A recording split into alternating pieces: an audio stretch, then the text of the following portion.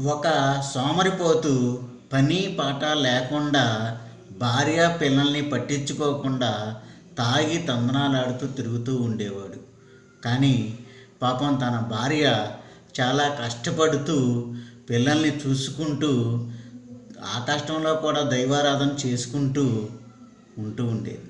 ఆ అభాగ్యురాలి బాధల్ని చూసి లక్ష్మీదేవి వారికి కొంత ధనం ఇచ్చి ఆదుకుంటానని విష్ణుమూర్తితో చెబుతుంది.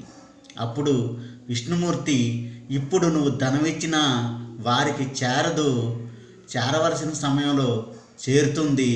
ఇప్పుడు వారు కర్మ ఫలితం అనుభవిస్తున్నారు, అనుభవించిన తర్వాత వారికి నీ ధనం చేరుతుంది అని చెప్తాడు. కొంతకాలం గడిచిన తర్వాత ఆ తాగుబోతు భర్త ఒక ప్రముఖ వ్యక్తి కారు కింద పడి చనిపోతాడు. నష్టపరిహారం కింద ₹1,00,00,000 డబ్బులు వస్తాయి.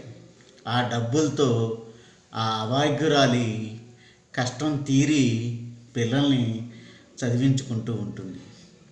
ఇప్పుడు భార్య భర్త పోయినందుకు దుఃఖించాలా, లేక డబ్బు వచ్చినందుకు తన కష్టాలు తీరి పిల్లల్ని చదివించుకుంటున్నందుకు సంతోషపడాలా అనేది కామెంట్ చేయండి.